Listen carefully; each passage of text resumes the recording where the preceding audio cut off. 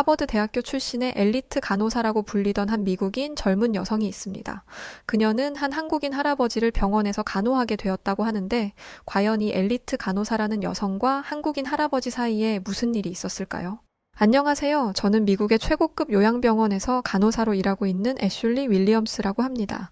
저는 하버드 간호대학을 우수한 성적으로 졸업한 뒤 곧바로 보스턴의 최고급 요양병원에 취직했어요. 이곳은 상류층 환자들만을 위한 5성급 호텔 같은 곳이죠. 입구는 대리석으로 꾸며져 있고 로비에 들어서면 최고급 샹들리에와 예술품들이 가득했어요. 은퇴한 재벌 회장님이나 럭셔리한 옷차림의 사모님을 돌보다 보면 저까지 꼭 명품이 된 느낌이었죠. 그런데 어느 날 치매 환자 하나가 새로 입원하며 제 자부심에 금이 가기 시작했어요. 그 환자는 김영수라는 80대 한국인 할아버지였는데 딱 봐도 지질이 공상, 하류 인생을 살아온 것이 분명한 저런 동양인이 무슨 수로 우리 병원에 올 수 있었는지도 모르겠고 엘리트 간호사인 제가 저런 볼품없는 환자를 돌봐야 한다는 것도 정말 짜증났죠. 게다가 이 김영수 할아버지에게는 이렇다 할 가족도 없어 보였어요. 고정된 보호자 없이 매번 다른 인종의 사람들이 면회를 오는 것을 보면 아마 복지사들이 돌아가면서 들여다보는 것 같은데 그 때문에 저는 김영수 할아버지를 더 무시하게 되었죠. 저는 이 할아버지를 미스터 김이라고 부르며 다른 환자들과 차별했어요. 백인 환자들에게는 애정을 듬뿍 담아 대화를 나누며 그들의 이야기를 경청했지만 미스터 김이 하는 말은 하나도 귀담아 듣지 않았고 항상 형식적인 태도로 대했죠. 어떤 서비스를 제공하든 미스터 김의 순서는 언제나 마지막이었고요. 식사를 할 때도 다른 환자들이 식사를 다 마친 뒤에야 미스터 김은 겨우 식판을 받을 수 있었죠. 미스터 김, 그만 자고 일어나세요. 식사 시간이에요. 저는 차가운 목소리로 말하며 식판을 탁 소리가 나게 내려놓았어요. 그런 저를 보면서 미스터 김은 속상한 듯한 표정을 지었지만 별다른 말은 하지 않았죠. 저 역시 미스터 김이 속상해하든 말든 전혀 신경 쓰지 않았어요. 어차피 미스터 김은 치매 초기 증상 때문에 이 상황을 제대로 기억도 하지 못할 테니 최소한의 케어만 제공해도 큰 문제가 되지 않을 거라고 생각했죠. 이런 날들이 지속되다 보니 다른 간호사들도 미스터 김을 무시하기 시작했어요. 어느 순간 저희는 모였다 하면 미스터 김의 뒷담을 늘어놓기 바빴죠. 저 한국 할아버지 말이야. 진짜 이상하지 않아? 영어도 잘 못하는 것 같고 몸에서 이상한 냄새도 나는 것 같아. 어떻게 저런 사람이 우리 병원에 와 있는 거야? 내 말이 그 말이야. 원장님은 병원 수준 떨어지게 왜 저런 환자를 받아줬는지 몰라. 어떻게 저 한국인 좀 빨리 내보낼 방법 없을까? 이런 고민을 하고 있을 때 제게 좋은 생각이 하나 떠올랐어요. 그건 바로 모든 간호사들이 미스터 김을 대놓고 차별하는 것이었죠. 모두에게 눈칫밥을 먹다 보면 여기는 감히 백인도 아닌 내가 있을 곳이 아니구나. 욕심 부리지 말고 내 수준에 맞는 병원으로 옮겨가야지. 이런 생각이 들어 우리 병원을 떠날 테니까요. 제 말을 듣더니 다른 간호사들도 좋은 생각이라고 맞장구를 쳤고 그날 이후 저희는 미스터 김을 함부로 대하기 시작했어요. 우선 백인 환자들에게는 최고급 침구와 편의용품을 제공하고 미스터 김에게는 낡고 오래된 물건들만 주었답니다. 어차피 저런 동양인은 어떤 게 좋은 물건이고 어떤 게 질이 떨어지는 물건인지 구별할 수도 없을 거라고 합리화하면서 말이죠. 또 백인 환자들이 뭔가를 요구하면 바로 처리해주고 미스터 김의 요청은 항상 맨 뒤로 미뤄뒀어요. 어느 날은 미스터 김이 물을 좀 가져다 달라고 했는데 저는 습관처럼 나중에 가져다 줄게요 라고 하고는 그냥 잊어버리기도 했답니다. 또 어떤 때는 미스터 김의 호출벨을 듣고도 무시해버리기도 했어요. 한참 시간이 지나서 가보면 미스터 김은 새빨개진 얼굴로 화장실에 가고 싶다고 했고 그러면 저는 한숨을 쉬며 짜증스러운 태도로 휠체어를 가지고 왔죠. 미스터 김, 제가 얼마나 바쁜 줄 아세요? 별일도 아닌 것 가지고 자꾸 부르지 좀 마세요. 귀찮아 죽겠으니까. 저는 미스터 김을 화장실로 데려다 주는 동안 이렇게 면박을 주었어요. 그러자 미스터 김은 수치스러운지 고개를 푹 숙이더군요. 손녀뻘 되는 간호사한테 매일같이 구박을 당하는데 당연히 창피하겠죠. 그러니까 제발 저는 미스터 김이 다른 병원으로 옮겨가기를 바랐어요. 그러면 저는 예전처럼 VIP 환자들만 봐도 되니 좋고 미스터 김은 자기 수준에 맞는 케어를 받게 될 테니 좋고 모두가 행복해지는 거잖아요. 하지만 미스터 김은 멍청해서 눈치도 없는지 계속 저희 병원에 머물렀고 그럴수록 미스터 김을 향한 저의 냉대는 심해져 갔죠. 그렇게 2주가 지났을 때 제 인생을 뒤집어 버릴 엄청난 사건이 일어났어요. 그날은 날씨가 아주 좋아서 저는 백인 환자들을 모시고 테라스에서 산책을 하고 있었죠. 그런데 그때 소란스럽게 호출벨이 울려댔는데요. 그건 미스터 김이 저를 부르는 소리였죠. 저는 일부러 호출벨을 못 들은 척하고 100일 환자들만 돌봤어요. 아무리 배를 울려도 제가 가지 않으면 미스터 김이 알아서 떨어져 나갈 거라고 생각했거든요. 그런데 그날따라 호출벨이 10분간 격으로 계속 울려대는 게 아니겠어요. 결국 30분쯤 지나서 저는 마지못해 미스터 김의 병실로 향했죠. 또 화장실 가고 싶어서 저 부르셨죠? 아, 진짜 좀 참으시라니까. 교양 없이 호출벨을 몇 번이나 누르시는 거예요? 저는 병실에 들어서자마자 이렇게 소리를 쳤어요. 그런데 글쎄 미스터 김이 침대에서 떨어져 바닥에 누워 버둥거리고 있는 거예요. 아무래도 화장실에 가고 싶어서 벨을 눌렀는데 제가 빨리 오지 않으니까 혼자 화장실에 가려다가 이 사달을 낸 것 같았죠. 순간 그 모습을 보는데 짜증이 밀려오더라고요. 아니, 조금만 기다리면 되지 그새를 못 참고 사고를 쳐요? 진짜 사람 귀찮게 하는 것도 가지가지야. 저는 있는 대로 짜증을 부리며 미스터 김을 침대로 올려주려고 했었어요. 그런데 미스터 김의 작은 몸은 생각보다 무거웠고 저는 끙끙거리며 이렇게 툴툴댔죠. 무거워 죽겠네 진짜. 한국인 때문에 내가 웬 생고생이야 이게? 그때 갑자기 제 뒤에서 불호령이 떨어졌어요. 대체 지금 이게 뭐 하는 겁니까? 깜짝 놀라 뒤를 돌아보니 고급스러운 정장 차림의 한 노신사가 도끼 눈을 뜬 채로 저를 노려보고 있었어요. 순간 저는 이 상황이 잘 이해가 되지 않아서 그 노신사에게 누구신데 그러시냐고 물어보았죠. 그런데 노신사는 저를 깔끔히 무시한 채 미스터 김에게 다가갔어요. 영수 형님, 괜찮으세요? 세상에 이게 무슨 꼴이에요. 내가 조금 더 빨리 왔어야 하는 건데 어떻게 이런 일을 참고 계셨어요? 그 순간 놀라운 일이 벌어졌어요. 항상 멍하니 계시던 김 할아버지가 또렷한 목소리로 대답을 하신 거예요. 찰스, 난 괜찮아. 별일 아니니까 신경 쓰지 마. 저는 그 자리에서 얼어붙고 말았어요. 미스터 김이 영어를 그것도 저렇게 유창하게 할 줄은 꿈에도 몰랐거든요. 그동안 미스터 김 앞에서 할 소리 못할 소리를 다 해댔는데 이제 정말 큰일 났다 싶었죠. 그때 노신사가 미스터 김의 병실을 한 바퀴 둘러보더니 이내 분노에 찬 눈으로 저를 노려보며 이렇게 따져 물었어요. 영수 형님이 지내는 곳이 이렇게 열악하다니 이게 당신네 병원이 VVIP 환자를 돌보는 방식입니까? 노신사의 질책에 저는 꿀먹은 벙허리라도 된 듯 입을 다문 채 그저 식은땀만 흘리고 있을 뿐이었죠. 왜냐하면 미스터 김의 병실은 정말 가관이었거든요. 침대에는 낡고 지저분한 이불이 깔려 있었고 바닥에는 먼지가 수북하게 쌓여서 당장이라도 쥐가 튀어나와도 이상하지 않을 정도였어요. 그런 바닥에 미스터 김이 뒹굴고 있었으니 입이 10개라도 할 말이 없었죠. 저는 어떻게든 이 상황을 수습해야겠다는 생각에 얼른 청소를 해드리겠다고 했어요.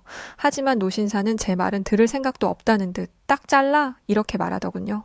청소는 됐고 지금 당장 원장을 만나야겠으니 앞장서세요. 노신사의 태도는 단호했고 결국 저는 그를 원장실로 안내했어요. 그런데 생각할수록 어이가 없더라고요. 대체 미스터 김이 뭔데 저 노신사가 이렇게까지 하는 것인지 이해가 되지 않았고 겨우 한국인 환자 하나 좀 소홀하게 대했다고 원장실까지 가야 하는 이 상황도 정말 짜증났죠. 잠시 후 원장실 문 앞에 도착할 때쯤 저는 이미 죄책감은 싹 잊고 얼른 이 상황이 끝나기만을 바라고 있었어요. 솔직히 한국인 환자를 대충 돌봤다는 것으로 뭐 얼마나 큰일이 나겠냐 싶은 마음도 있었죠. 그런데 원장실 문이 열린 순간 충격적인 반전이 일어나기 시작했어요. 세상에 원장님이 노신사를 보자마자 자리에서 벌떡 일어나더니 허리를 90도로 숙이는 게 아니겠어요? 아이고 차관님, 여기까지는 어쩐 일이세요? 얼른 들어오세요. 알고 봤더니 이 노신사의 정체는 전 국방부 차관이자 미국에서 가장 존경받는 군사 전문가였어요. 그의 정체를 알게 된 저는 머리가 다 새하얘지는 것만 같았죠. 이렇게 대단한 사람이 대체 미스터 김과 어떻게 아는 사이인 것인지, 아니 그것보다 앞으로 내 간호사 커리어는 어떻게 되는 것인지 정말 눈앞이 다 아득해졌어요. 그때 노신사가 입을 열기 시작했어요. 이 간호사가 여기 머물고 있는 김영수 환자, 저희 형님을 멸시하고 함부로 대했습니다. 감히 김영수 환자가 어떤 분인데 이런 취급을 한단 말입니까? 노신사의 말을 들은 원장님은 순식간에 얼굴을 굳히며 제게 차관님의 말이 사실이냐고 물었어요. 저는 이 상황이 당황스럽기도 하고 민망하기도 해서 일단 사과를 하기로 했죠. 원장님 죄송해요. 제가 백인 환자들을 돌보느라 너무 바빠서 미스터 김에게 조금 소홀했나 봐요. 솔직히 한국인이 백인과 같은 취급을 받을 수는 없는 거잖아요. 그래도 앞으로는 조금 무리를 해서라도 한국인 환자도 챙겨볼게요. 제 말이 끝나는 순간 노신사는 분노를 터트리며 이렇게 소리쳤어요. 이게 지금 무슨 소리입니까? 당신 지금 장난해요? 당신 김영수 환자가 누구인지는 알고 그런 소리를 하는 겁니까? 김영수 환자는 베트남 전쟁 중 수많은 미군의 목숨을 구한 영웅이에요. 김영수 환자를 이 병원에 모셔온 것도 그의 헌신에 보답하기 위해서란 말입니다. 그러면서 노신사는 미스터 김의 활약상에 대해 이야기하기 시작했어요. 베트남 전쟁 당시 우리 부대는 적에게 포위된 채 정글 깊숙이 고립되어 있었어요. 적들은 매일 밤 풀숲에 몸을 숨긴 채 기습을 해왔고, 나를 비롯한 부대원들은 잠도 제대로 자지 못하며 죽음의 공포와 싸워야 했죠. 그러던 어느 날 저는 발목에 총상을 입게 되었는데 그게 화근이었죠. 찌는 듯한 더위와 습기 속에서 시간이 지날수록 상처는 악화되어 갔어요. 썩은 살 냄새가 코를 찔렀고 고열에 시달리며 점점 의식도 흐릿해졌죠. 그때 난 정말 죽는 줄만 알았어요. 하지만 기적이 일어났죠. 영수 형님이 소속되어 있던 한국 특수부대가 우릴 지원하기 위해 나타난 것이었어요. 그들은 적의 총알이 빗발치는 와중에도 일말의 망설임도 없이 달려와 적을 소탕하기 시작했어요.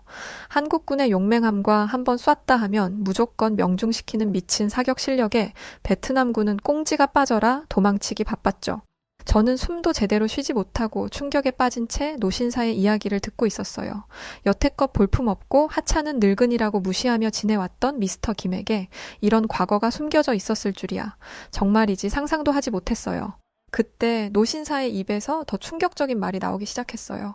당시 의대생이던 영수 형님은 재빠른 손놀림으로 제 상처를 살폈고 순식간에 응급처치를 하기 시작했어요.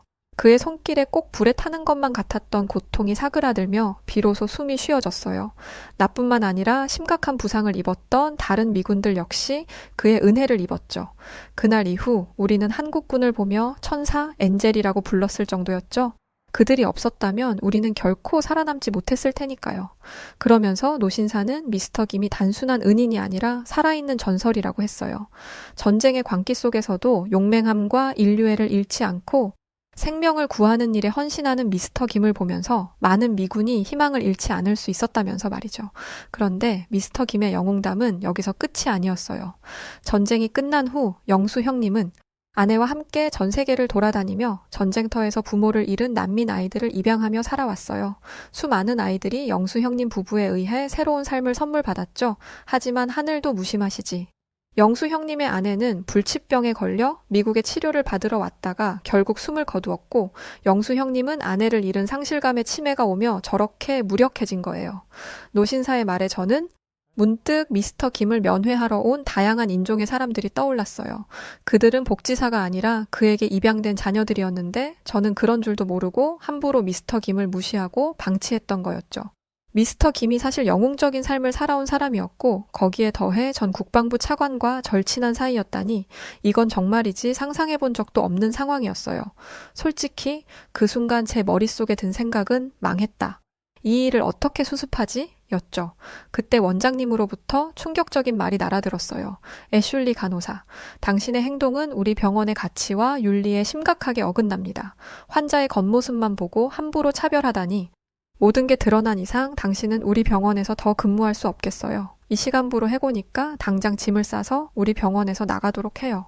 그 말을 듣는 순간 저는 제 귀를 의심했어요.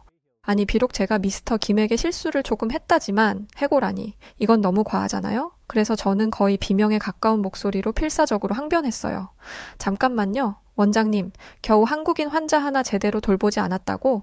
해고까지 하시는 건 너무 심하잖아요. 한국 출신이 잘나봤자 뭐 얼마나 잘났다고 대체 그깟 한국이 뭔데 하버드 졸업생인 저한테 이렇게까지 하세요? 이건 말도 안 돼요. 억지라고요. 그때 노신사가 저를 보며 어이가 없다는 표정을 짓더니 이내 눈에서 불꽃을 튀기며 이렇게 말하기 시작했어요. 방금 그깟 한국이라고 했소? 나 참, 자네의 무식함에 기가 차서 말도 제대로 나오지 않는군. 이봐요, 간호사 양반. 한국은 불과 70년 만에 폐허에서 세계 10위권의 경제대국으로 성장한 전 세계에서 그 유래를 찾아볼 수 없는 위대한 나라요. 지금 자네 손에 들린 그 삼성 스마트폰도 여기 원장실에 있는 TV도 전부 한국의 글로벌 기업이 만든 제품이요. 당신과 같은 내가 미국인 게 부끄럽소. 그 말에 저는 순간적으로 너무 당황스러워서 제 손에 들고 있던 삼성 스마트폰을 얼른 주머니에 넣어버렸어요. 그리고는 이렇게 반박했죠. 그래봤자 우리 미국이 훨씬 더 잘 사는 나라잖아요. 세계 1등 국가의 시민인 제가 고작 한국인 좀 무시했다고 그게 그렇게 큰 잘못인가요? 그리고 베트남전에서 미스터 김이 우리 미군 도와준 것도 말이에요. 솔직히 말해서 그게 그렇게 고마운 일인가요? 미군은 지금도 큰 형님처럼 든든하게 한국을 지켜주고 있는데 그런 약해 빠진 나라한테 한번 도움 좀 받았다고 이렇게 벌벌 떠는 게 말이나 되냐고요. 제가 이렇게 말하자 원장님은 내심 제 편이었는지 가만히 노신사의 눈치만 살피더군요. 그도 그럴 게 원장님은 사실 이번 대선에서 트럼프 후보를 지지하시는 분이거든요. 저는 이 분위기를 잘 몰아가면 어떻게든 해고를 면할 수 있을 거라는 생각이 들었죠. 그런데 그때 노신사의 입에서 생각지도 못한 말이 나오기 시작했어요. 무식하면 용감하다더니 어쩌면 그렇게 창피한 줄 모르고 떠들어댈 수 있소? 당신 아까 하버드 나왔다고 했소? 그런 돌머리로 어떻게 하버드를 나온 건지 진짜 알 수가 없구만. 그 말에 저는 지금 감히 한국 따위의 편을 드느라 세계 최고 대학인 하버드를 모욕하는 거냐고 받아쳤죠. 그러자 노신사는 저 같은 형편없는 인간을 배출한 대학은 모욕을 당해도 싸다며 큰 소리를 쳤어요.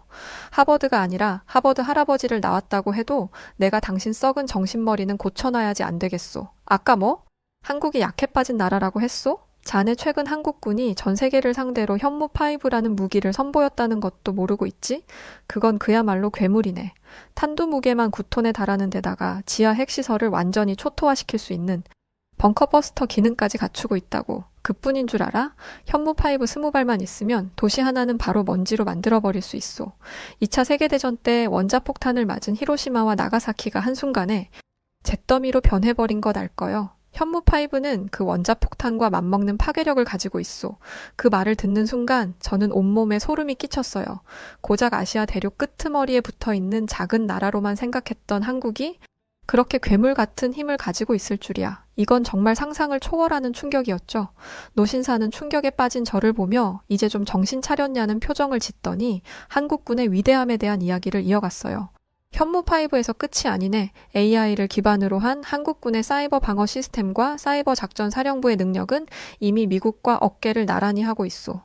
노신사의 이 말에 저는 저도 모르게 코웃음을 치고 말았어요.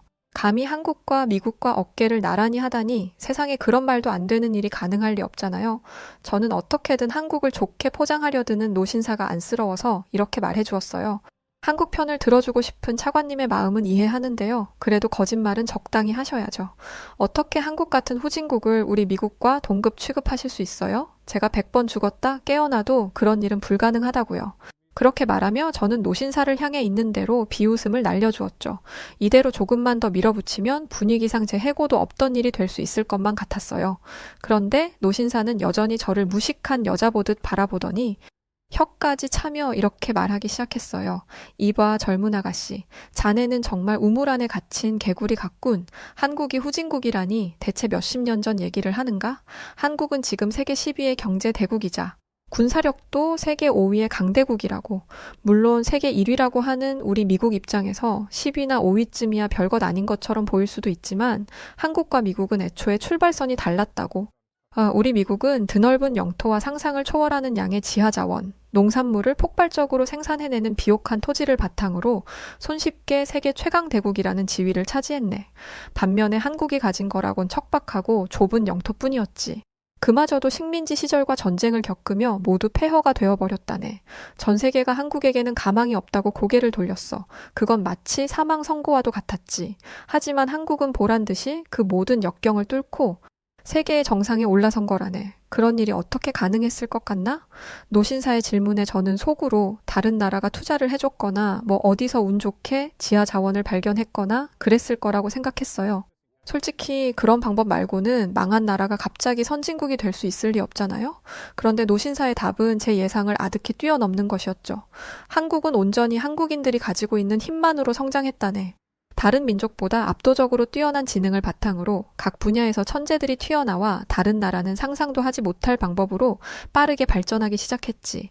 한국인들은 정말이지 불가능을 가능으로 만드는 무서운 사람들이라네. 일례로 한국은 전쟁을 치르며 전 국토가 잿더미가 되어버렸지. 당시 전 세계의 산림 전문가들은 한국이 절대 예전의 모습을 찾을 수 없을 거라고 단언했었네. 그때 한 한국인 박사가 한국 땅에 최적화된 소나무 품종을 개발해냈고 얼마 지나지 않아 벌거숭기와 같던 한국은 다시 푸르게 되살아났지. 전쟁으로 인해 폐허가 되었다가 다시 원래의 자연 생태계를 찾은 나라는 이 지구상에서 유일하게 오직 한국뿐이라네. 그 말에 저는 저도 모르게 침을 꿀꺽 삼키고 말았어요. 인정하기는 싫지만 뭔가 한국에 압도당하는 느낌이 들었거든요. 사실 저도 하버드에 다니면서 똑똑한 한국인 친구들을 정말 많이 봤거든요. 그 애들은 단순히 머리만 좋은 게 아니라 성실하기까지 해서 늘 최상위 성적을 받곤 했죠. 하지만 걔들은 걔들이고 미스터 김은 또 다른 얘기잖아요. 저는 여전히 고작 동양의 한국인 미스터 김 때문에 제가 해고되어야 하는 이 상황을 받아들일 수 없었어요. 그래서 저는 이렇게 따지고 들었죠. 좋아요. 한국인들이 잘났다는 거 잘 알겠어요. 그런데 그렇다고 해서 제가 모든 한국인들한테 잘해줘야 하나요? 미스터 김만 해도 그래요. 그 사람 겉으로 보기에는 그냥 못난 한국인 노인일 뿐이잖아요. 제가 무슨 수로 미스터 김이 차관님과 친한 사이고 전쟁 영웅이라는 걸 알았겠어요? 물론 인종차별을 했다는 게 잘했다는 건 아니지만 그래도 저는 우수한 간호사라고요. 하버드 출신 엘리트인 저를 이렇게 해고한다는 건 정말 말도 안 되는 일이라고요. 제가 뭘 그렇게 잘못했다고 이런 부당한 대우를 받아야 해요? 저는 턱을 치켜들고 당당하게 소리쳤어요. 그때 갑자기 원장실 문이 열리더니 미스터 김이 나타났어요. 미스터 김은 평소와 다르게 날카로운 눈빛을 하곤 이렇게 말했죠. 애슐리 간호사, 그동안 당신이 나를 백인 환자들과 차별 대우해온 것 몰라서 가만히 참고 있었던 게 아닙니다. 당신이 아직 어리기도 하고 그저 실수이겠거니 하고 넘어가 준 것 뿐이에요. 또 내 자식들에게 괜한 걱정을 끼치고 싶지 않기도 했고요. 하지만 가만히 두고 보니 당신은 나를 넘어 내 조국인 한국까지 무시하고 모욕하더군요. 그건 선을 넘은 거죠. 그렇게 말을 마친 미스터 김은 주머니에서 뭔가를 꺼내 들었어요. 충격적이게도 그건 초소형 녹음기였고 그 안에는 그동안 제가 미스터 김을 앞에 두고 한 망언들이 고스란히 들어 있었어요. 미스터 김이 재생 버튼을 누르자 원장실 안에 제 목소리가 울려 퍼졌죠. 저 못생긴 한국 할아버지 빨리 없어져 버렸으면 좋겠어. 귀찮게 자꾸 사람을 불러댄대? 그 순간 저는 다리에 힘이 풀려 주저앉고 말았어요. 녹음기에서 흘러나오는 목소리는 제가 듣기에도 악랄하기 짝이 없었고 만약 저게 업계에 풀리기라도 한다면 제 간호사 커리어는 그것으로 끝장이었어요. 그때 하얗게 질려가는 저를 보며 미스터 김은 무서운 말을 하기 시작했어요. 이걸 들으면 그동안 당신이 얼마나 형편없는 간호사였는지 명백하게 알 수 있죠. 어떻게 할까요? 당장 이걸 들고 법원으로 갈까요? 그 말에 저는 기겁을 해서 미스터 김 앞에 무릎을 꿇고 울며 불며 빌기 시작했어요. 죄송해요, 미스터 김. 아니, 김영수 환자님, 제발 용서해 주세요. 제가 잠시 정신이 나갔었나 봐요. 제가 정말 큰 실수를 저질렀어요. 다시는 그러지 않을 테니까 제발 용서해 주세요. 눈물에 콧물까지 흘리는 저를 보며 김영수 할아버지는 깊은 한숨을 쉬시더니 이내 단호한 목소리로 이렇게 말씀하셨어요. 겨우 이런 녹음기 하나에 고개를 숙일 거면서 여태까지 그렇게 오만방자하게 굴었던 건가요? 정말 어이가 없네요. 애슐리 간호사, 나와 내 조국 한국은 여태까지 단 한 번도 그 누구에게 무시받을 행동을 해오지 않았어요. 그런데도 당신은 한국이 아시아에 위치해 있다는 이유로 또 내가 동양인이라는 이유로 무시했죠. 분명하게 말하지만 나나 한국은 당신 같은 일개 백인에게 무시받을 이유가 전혀 없어요. 만약 한 번만 더 이런 일로 날 화나게 한다면 그땐 바로 당신을 고소할 줄 알아요. 그렇게 말하는 김영수 할아버지의 목소리에는 자부심이 넘쳐 흘렀어요. 할아버지는 제가 사용하는 스마트폰, TV, 심지어 이 병원의 첨단 의료기기들 중 상당수가 한국 기업이 만든 것이라며 당당하게 말씀하셨고 저는 그분의 자부심 앞에서 점점 작아지는 기분이 들었죠. 제가 할 수 있는 것이라고는 그저 개미만한 작은 목소리로 죄송하다고 되뇌이는 것뿐이었어요. 하지만 말로 용서를 빌기에는 이미 늦어버렸죠. 백인 우월주의자인 원장님 역시 더 이상 제 편을 들어줄 수 없었고 더 이상 어떤 변명도 필요 없으니 얼른 짐을 싸서 떠나라는 말로 저를 잘라버리셨어요. 결국 저는 고개를 푹 숙인 채 초라한 모습으로 원장실을 나서야 했죠. 하버드 출신의 엘리트 간호사였던 제가 이렇게 초라하게 병원을 떠나게 될 줄이야. 정말 상상도 할 수 없었던 일이었어요. 라커룸에 도착해 간호사 유니폼을 벗는데 그제서야 지난 날들이 후회되더라고요. 그동안 제가 얼마나 어리석고 오만했는지 그리고 그로 인해 얼마나 많은 사람들에게 상처를 줬는지 깊이 깨달은 순간이었죠. 하지만 이제와 모든 것을 되돌리기에는 너무 늦어버렸고 앞으로 제게는 후회할 일들만이 남아 있었답니다. 병원을 떠난 뒤 저는 바로 다음 날부터 새로운 일자리를 찾기 시작했는데 이력서를 보낸 모든 곳에서 거절 답변이 돌아왔어요. 알고 보니 요양병원에서 있었던 일이 쫙 소문이 나버렸더라고요. 한국인 환자를 차별했다고? 그 매너 좋고 깔끔한 한국인을? 대체 왜 그랬대? 미친 거 아냐? 그런 멍청한 간호사는 우리 병원에 필요 없지 없어. 하버드 출신이면 뭐해? 인성이 엉망인데? 의료계 사람들은 이렇게 말하며 어리석은 저를 비웃었고 저는 멍청했던 과거의 제 자신을 탓하며 땅을 치고 후회할 뿐이었죠. 한국인을 건드린 대가가 이렇게 혹독할 줄이야. 만약 미리 알았더라면 절대 그러지 않았을 텐데 할 수만 있다면 타임머신을 타고 과거로 가서 주제 파악 못하고 까불었던 제 뒤통수를 한 대 때려주고 싶어요.